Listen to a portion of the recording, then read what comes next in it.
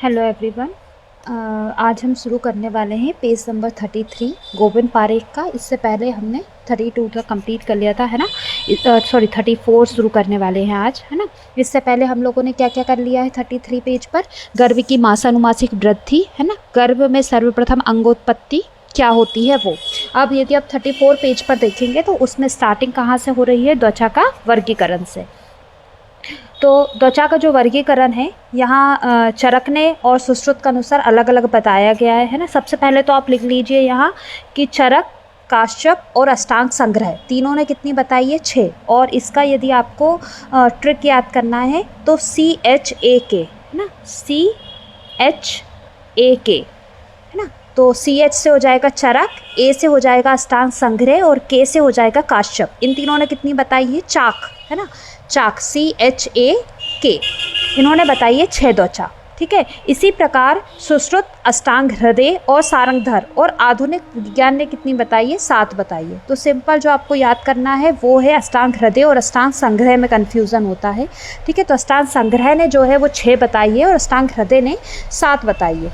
इसके अलावा जो 3 है, चाक, चरक, अष्टांग संग्रह और काश्यप ने 6, बाकी सब ने 7 बताई है। सिंपल ऐसे भी आप याद रख सकते हैं। अच्छा, इससे पहले कुछ जो एक्स्ट्रा पॉइंट है वो आप ऐड कर लीजिए। जैसे बाघभट्ट ने त्वचा की उत्पत्ति किस चीज़ से मानी है, रक्त धातु से, ठीक है। बाघभट्ट ने त्वचा की उत्पत्ति रक्त धातु से मानी है।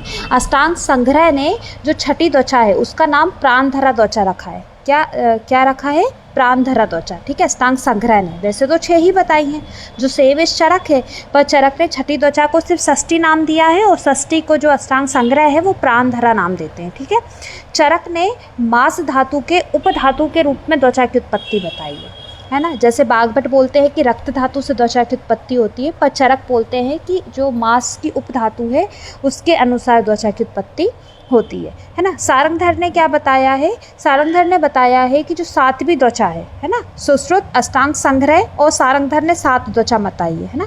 तो सारंगधर के अनुसार 7वीं त्वचा रहती है, उसका जो है स्थूल प्रमाण, स्थूला नाम बताया गया है उसका, और उसका प्रमाण कितना बताया है, 2 अंगुल। उसका प्रमाण कितना बताया है, 2 अंगुल बताया है, ठीक है। इसके बाद अब जो आ रहा है वो त्वचा का वर्गीकरण स्टार्ट होता है। तो पहला जो है, पहला यहाँ क्या बताया गया है, चरक, है ना। चरक के अकॉर्डिंग बताया है। तो चरक ने कितनी त्वचा बताई है, चरक ने 6 त्वचा बताई है। चरक ने 6 त्वचा बताई है, जिसमें सबसे पहली त्वचा कौन सी है, उदधरा करा, है ना। इन्होंने जो है फर्स्ट, सेकंड, थर्ड ऐसे करके ही बताई। अच्छा, यहाँ एक पॉइंट और नोट कर लीजिए कि जो लार्जेस्ट ऑर्गन है वो क्या है, त्वचा होता है, ठीक है। और चरक ने मन का त्वचा से समवाय संबंध बताया है। तो ये जो है, ये क्वेश्चन एक बार आया है कि त्वचा का समवाय संबंध किससे बताया है, तो मन से बताया है, ठीक है। जैसा आपका मन होगा उतना, बोलते हैं ना, खुश होता है तो आपकी स्किन ग्लो करती है, तो वो यही है कि मन का त्वचा से समवाय संबंध चरक ने बताया है, ठीक है। अब आता है चरक के अब जो बुक में है अपन वो पढ़ लेते हैं। एक्स्ट्रा पॉइंट मैंने आपको नोट करा दिया है ना। तो चरक ने पहली त्वचा का नाम क्या बताया है, उदकधरा कला बताया है ना। उदकधरा कला में आप लिख लीजिए ये क्या करती है, इसका स्थान लिख लीजिए आप यहीं कि ये उदक का धारण करती है और त्वचा के वर्ण का प्रतीति, है ना। जो त्वचा का वर्ण अपना होता है, गोरा, काला, जो भी अपना वर्ण है, उसकी प्रतीति कौन सी धरा करती है, उदकधरा करा, ठीक है। सेकेंड कौन सा बताया है, आश्रक धरा। आश्रक धरा या रक्त धरा भी इसी को बोलते हैं। आश्रक जो रहता है वो रक्त का नाम है। तो सिंपल इसका कार्य क्या हो जाएगा, रक्त वाहिनियों का स्थान है ये, है ना। यहाँ रक्त वाहिनियाँ, ब्लड वेसल्स रहती हैं। थर्ड त्वचा है सिद्म और क्लास का अधिष्ठान बताया है ना। तो अब जो है आपको यहाँ ट्रिक काम करेगी, क्योंकि भूल जाते हैं। यहाँ तो आप सामने रहता है तो अपन को याद रहता है, पर वहाँ कन्फ्यूज़न हो जाता है जब ऑप्शन आ जाते हैं। तो इसका सिंपल याद रखिएगा। पहला तो आपको याद हो जाएगा उदधरा करा, सेकंड याद हो जाएगी आश्रक धरा, थर्ड में याद रखिएगा सिद्ध किला 3 मंजिल, ठीक है। जो सिद्ध किला होता है वो कितने मंजिल बताया है, 3 मंजिल। तो तृतीय में सिद्ध, सिद्ध मतलब सिद्धम और किला यानी क्लास, तो सिद्ध किला 3 मंजिल बताया गया है। तो सिद्धम और क्लास का स्थान क्या बताया गया है, तृतीय कला, तृतीय त्वचा, सॉरी, है ना। चौथी त्वचा के लिए जाएगा दद्रु और कुष्ठ, है ना। दद्रु और कुष्ठ का अधिष्ठान 4th त्वचा में बताया है। तो इसमें सिंपल याद रखिए, देवेंद्र कुमार के कितने नंबर आए हैं, 4 नंबर। देवेंद्र कुमार के कितने नंबर आए हैं, 4। तो देवेंद्र कुमार से याद रखिएगा दद्रु, कुष्ठ, 4 नंबर से चतुर्थ आ जाएगा, ठीक है। इसके बाद आता है पंचम त्वचा। पंचम त्वचा में क्या है, अलजी और विद्रधि का स्थान बताया है, तो ऑल विद्रधि कब कितने पे आउट हो गई, 5। ऑल विद्रधि कितनी होती है, 5 होती हैं, तो अलजी और विद्रधि हो जाएगा 5वीं त्वचा। सिंपल याद हो रहा है। सिद्ध किला 3 मंजिल, देवेंद्र कुमार के 4 नंबर आए हैं टेस्ट में, और ऑल विद्रधि कितनी है, 5 है, ठीक है। और षष्ठी त्वचा चरक ने क्या बताई है, ये क्वेश्चन आ चुका है कि किस त्वचा के कटने पर तमहा प्रवेश बताया गया है, तो ये इंपॉर्टेंट है। ये आप क्या होता है, अपन एक माइंडसेट होता है हर स्टूडेंट का कि यार जो टफ दिख रहा है उसी में से क्वेश्चन आएगा, पर ऐसा नहीं है। कई बार जो ईजी दिखता है ना कि अरे तमहा प्रवेश तो लगा ही देंगे, और वहीं आप वहाँ जाके कंफ्यूज हो जाते हैं। तो इसलिए एक एक शब्द आप एक बार ध्यान से पढ़ेंगे, ये ऐसी चीज़ें होती हैं कि आप भूलेंगे नहीं, है ना। तो किसके काटने पर तमहा प्रवेश बताया है, षष्ठी त्वचा के काटने पर बताया। ऑप्शन में 7th भी होगा, याद रखिएगा, है ना। चरक या सुश्रुत नहीं बताएंगे वो, तो याद रखिएगा कि त्वचा के कटने पर तमहा प्रवेश होता है वो षष्ठी त्वचा है। स्थूल मूल पीड़िकाओं की उत्पत्ति इसी में होती है, ठीक है। लाल काली स्थूल मूल पट्टिकाओं की उत्पत्ति होती है, इसके काटने पर तमहा प्रवेश बताया है, ठीक है। अब आता है सुश्रुत ने कितनी त्वचा बताई है, तो सुश्रुत ने जो है त्वचा गर्भाशय में शुक्र शोणित के पचने पर उत्पत्ति बताई है ना, रस धातु से। त्वचा में क्या बताया है कि जो त्वचा है वो गर्भाशय में शुक्र शोणित के पचने पर उत्पत्ति होती है त्वचा की, ठीक है। और इसमें बाहुल्य कौन सा बताया है, रस धातु का बाहुल्य बताया है, रस धातु से ही उत्पत्ति होती है, ठीक है। ऐसा सुश्रुत बोलते हैं। जबकि त्वचा की उत्पत्ति रक्त धातु से किसने बताई है, बाघभट्ट ने। Am I clear. Please video को लाइक करें, है ना, और सब्सक्राइब करें, ताकि मुझे एक रहता है कि हाँ चलो बच्चों तक ये पहुँच रहा है, तो मुझे उसमें हेल्प मिलेगी, ठीक है। आप इसको शेयर करें अपने साथ वालों के साथ, ताकि उन्हें भी हेल्प मिले। सभी को तैयारी करने का बराबर मौका मिलना चाहिए, है ना।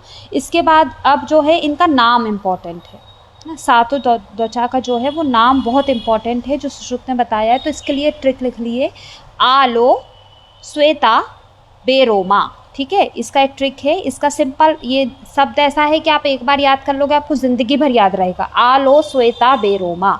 आ से आ जाएगा अभभासिनी, लो से आ जाएगा लोहिता, श्वेता से श्वेता, ठीक है। श्वेता में ता आ रहा है तो ता से आ जाएगा ताम्रा, बेरोमा, बे से आ जाएगा वेदनी, रो से आ जाएगा रोहिणी, और माँ से आ जाएगा माजधरा, ठीक है। एम आई क्लियर, ठीक है। आलो श्वेता बेरोमा, तो ये तो आपको लाइन से क्या नाम, ये नाम याद हो गए, सिंपल, एक हेडेक अपना खत्म हुआ। अब इसमें सेकंड चीज़ क्या याद करनी है, इनका प्रमाण। तो सिंपल है, 18 साल से हर चीज़ स्टार्ट होती है, वोट दे, चाहे मतदान हो चाहे शादी हो, है ना। कब वैलिड एज बताइए, 18। तो सबसे ऊपर वाली कितना होगा, ब्रीही। ब्रीही मतलब होता है एक प्रकार का चावल, तो ब्रीही के 1/18 प्रमाण में बताइए, ठीक है। फिर आ जाएंगे 1/16, 2 कम करना है, फिर 1/12, 1/8, 1/5, 1 ब्रीही और 2 ब्रीही, ठीक है। सिंपल याद हो जाएगा। 18 से शुरू करना है, कन्फ्यूज़न यही होगा। 18, 16, 12, 8, 5, 1, 2, ठीक है। 18, 16, 12, 8, 5, 1 और 2, ठीक है। आलो श्वेता बेरोमा, ठीक है। अब इसमें जो है, इसमें भी अधिष्ठान किस किस का होता है ये पूछा जाता है।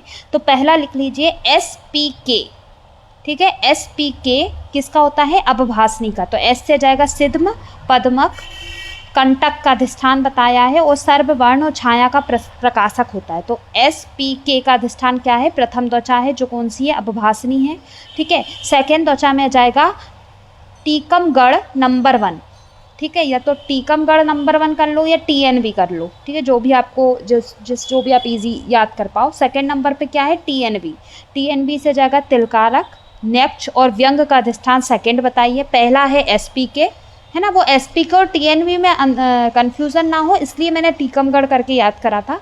तो टीकमगढ़ नंबर 1 में जाएगा तिलकारक, नंबर से जाएगा नेच, और 1 से जाएगा व्यंग, ठीक है। तो ये सेकेंड त्वचा में लोहिता जिसका नाम है, ठीक है।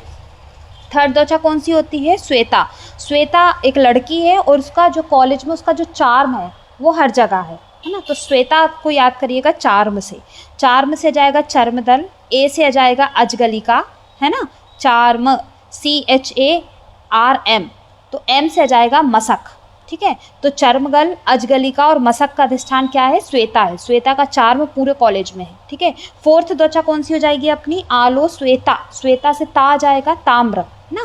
ताम्र में 1/8 प्रमाण में है और इसका याद रख लीजिए कीकू, है ना, कीकू, किलास और कुष्ठ, ठीक है, ताम्र, कीकू, किलास और कुष्ठ। बेबी को क्या है, बेबी को कुष्ठ है, सिंपल याद रखना, बेबी को क्या है, कुष्ठ है, तो बे से आ जाएगा वेदनी, बी से आ जाएगा विसर्प और क्या है उसको कुष्ठ है, तो ये कौन से नंबर की त्वचा हो गई, 5वें नंबर की त्वचा हो गई। बेबी को कुष्ठ है तो वेदनी का क्या है, विसर्प और कुष्ठ। सिंपल ना, बहुत आप ट्रिक याद रखेंगे तो आपको कंफ्यूज होने की ज़रूरत नहीं है, ट्रिक आपको याद रखनी है, साथ में लिखते चलिए वही, है ना, तो आपके नोट्स भी प्रिपेयर होते रहेंगे और आपको रिवीजन में मदद मिलेगी। मैं फिर बार बार यही कहती हूँ कि रिवीजन बहुत ज़रूरी है, एक बार सुनने से याद नहीं होगा, आपको रिवीजन, आपके सेल्फ स्टडी जो रहती है वो बेस्ट होती है। मैंने भी सेल्फ स्टडी ही की है। रोहिणी, छठी त्वचा कौन सी है, रोहिणी है, उसका प्रमाण कितना बताया है, 1 व्रीहि बताया है ना। तो इसमें क्या क्या हो जाएगा, इसको सिंपल याद रखिएगा, इसका जो ट्रिक मैंने बनाया था वो है G3A2S, G3 मतलब ग्रंथि, गलगंड, है ना, A2 से आ जाएगा अपची, अर्बुद, और गलगंड और गंडमाला भी होता है ना, गलगंड और गंडमाला भी लिख लीजिएगा, तो ग्रंथि, गलगंड, गंडमाला, G3 हो गए। A2 से आ जाएगा आपका अर्बुद और अपची, और S से आ जाएगा स्लीपद। एक अकेला उठा कर देंगे, स्लीपद किस दशा के अधिष्ठान में होता है ना, इसलिए स्लीपद छोड़ देते हैं, बाकी आगे आगे के याद कर लेते हैं, ये मत करिएगा, है ना। कई बार बोलते हैं हमने बहुत मेहनत की, सब याद था, क्या पता कहाँ से आया, वो यहाँ से आता है, तो एक एक उठा कर देंगे, पूरी लाइन नहीं देंगे, पूरी लाइन दे देंगे तो ऑफकोर्स आप लगा ही दोगे यदि आपने पढ़ा है तो, पर जब एक उठा कर देते हैं तो वहाँ कन्फ्यूज़न हो जाता है, तो एक एक वर्ड का आपको ट्रिक होना चाहिए आपके पास, ठीक है। तो G3A2S क्या है, रोहिणी है। फिर 7वीं त्वचा कौन सी है, मासधरा कला है, इसका प्रमाण कितना बताया गया है, 2 व्रीहि बताया गया है, ठीक है। इसका सिंपल याद रख लीजिएगा ABB, ठीक है, कितना याद रखोगे, ABB, अर्स, भगंदर और विद्रधि, ABB, ठीक है। विद्रधि याद रखिएगा, विद्रधि अपन ने कहाँ पढ़ा था, वेदनी, बेबी को कुष्ठ है, उसमें विसर्प था, ठीक है, विद्रधि नहीं था, तो ये आप कंफ्यूज मत रहिएगा। विद्रधि आखिरी में, देखो बहुत डीप होता है एप्सिस, है ना, विद्रधि यानी एप्सिस होता है, एप्सिस बहुत डीप जाएगा तो 7वीं त्वचा में जाएगा, ठीक है। कन्फ्यूज़न जो मुझे मेरे टाइम हुआ था मैं वो शेयर करती चल रही हूँ, है ना, ताकि आपको आपके एग्ज़ाम में जब भी आप बैठे तो आपको उसके लिए हेल्प हो। मासधरा कला कौन सी बताई है, 7वीं त्वचा बताई है और पहली कला बताई है ना। यदि इसके बाद हम कला भी पढ़ेंगे तो उसमें पहली कला का नाम क्या है, मासधरा है, और 7वीं त्वचा का नाम क्या है, मासधरा है। तो यहीं से कलाएं शुरू हो जाती है, त्वचा की जो त्वचा है वो ख़त्म हो जाती है। अब यहाँ कुल मोटाई यदि देखी जाए सुश्रुत के अनुसार, टोटल मिला दी जाए तो कितना है, 3.5 व्रीहि, ठीक है, 3.5 व्रीहि बताया है। दलहन ने जो मोटाई है वही लिख लीजिए, दलहन ने जो कुल मोटाई त्वचा की है वो बताई है 5 यव, ठीक है, दलहन ने कितनी बताई है, 5 यव बताई है, 5 सही, 19/20 ऐसा कुछ है वो, पर 5 यव आप मोटा मोटा याद रख लीजिएगा। और सारंगधर ने जो है, सारंगधर ने कुल त्वचा की मोटाई 2 यव बताई है, ठीक है। तो यहाँ जो है मैंने जितने भी एक्स्ट्रा पॉइंट आते हैं, जितनी मेरे पास ट्रिक्स थी वो मैंने त्वचा से रिलेटेड बता दी है। बहुत इंपॉर्टेंट टॉपिक है, इस पे से क्वेश्चन आता है ना, इसको लाइट में मत लीजिएगा। कुष्ठ का अधिष्ठान जो है वो वेदिनी और ताम्रा दोनों को बताया है ना। अपना ट्रिक क्या था, बेबी को कुष्ठ है, दूसरा कीकू, तो कुष्ठ किस में आ रहा है, कीकू में भी आ रहा है ना, किलास और कुष्ठ ताम्रा में भी हो रहा था, बेबी को भी कुष्ठ था, है ना, मतलब विसर्प और वेदनी में भी क्या था, विसर्प और कुष्ठ। तो कुष्ठ के 2 अधिष्ठान बताए हैं, वेदनी और ताम्रा, है ना, तो बोथ पे जाएगा इसमें।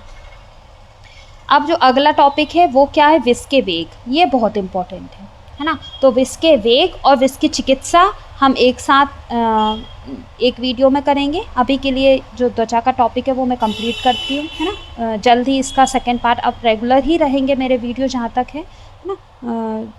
तो इसका जो विष के वेग के साथ ही इसकी चिकित्सा याद करेंगे तो ज़्यादा सही हेल्पफुल रहेगा, इसलिए दोनों को हम साथ में ही करेंगे तभी, है ना। वहीं मैं ट्रिक समझाऊंगी। आज के लिए इतना ही, थैंक यू।